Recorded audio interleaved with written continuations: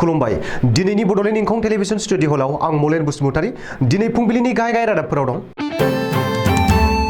कक्राझाराव बिस गोनां मैखुन जानानै सानै गोब्राब जोखोम।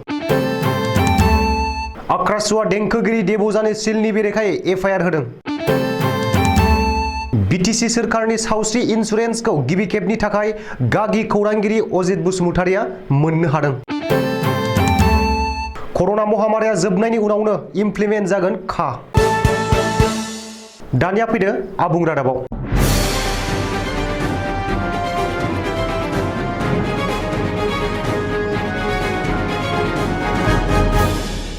हाग्रानि जायखिजाया बिस गोनां मैखुनफोरखौनो सिनायालाबा खाना लाबोनानै संना जाना गोबां मानसियानो हालाय हाफाय जानाङो आरो सोरबा सोरबा जिउबो खोमाना लानांबाय थानायखौ नुनो मोनबाय थादों।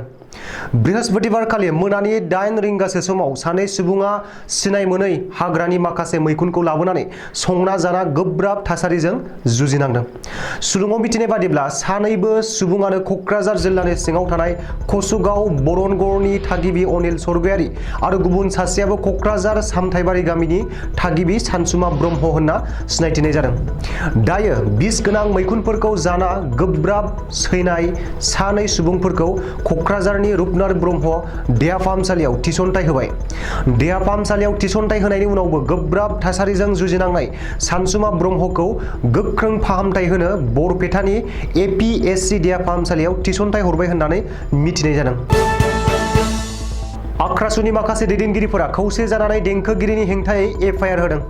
मख'नो गोनांदि थांनाय 2 मे खालि देंखोगिरि देब'जानी सिला गसाइगावनि सृजन ग्राम मोनाबिलिनि आरिमु दिन्थिफुंनाय समाव आक्रासुनि गानग्रा जोमग्रा खसाब एबा फाथाखौ गाज्रियै गानग्रा स्टेज प्रग्राम खालामदोंमोन। बेनि हेंथायैनो कच राजबंसि आफादा गावनि ड्रेसखौ बेबायदि गाज्रियै गानना स्टेज प्रग्राम खालामनायनि दायाव देंखोगिरि देब'जानी सिलनि सायाव पुलिस थानायाव एफआइआर होदों। बेनि अनगायैबो देंखोगिरि देब'जानी सिलखौ गासै कच राजबंसि फरायसा आफादनाव गावनि गोरोन्थिनि थाखाय निमाहा बिनो खावलायदों। जुदि गावनि गोरोन्थिखौ सिमान लाया अब्ला देंखोगिरि देब'जानी सिलनि सायाव स्टेज प्रग्राम खालामहोनाय नङा होननानैबो हुमखि होदों।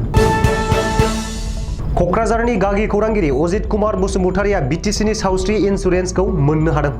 मख'नो गोनांदि हरखाबै स्ट्रक जानानै गुवाहाटीनि एप'ल एक्सेल केयार हस्पिटालाव 6 सानसिमहालागै अजित कुमार बसुमतारीया एडमिट जानानै दंमोन।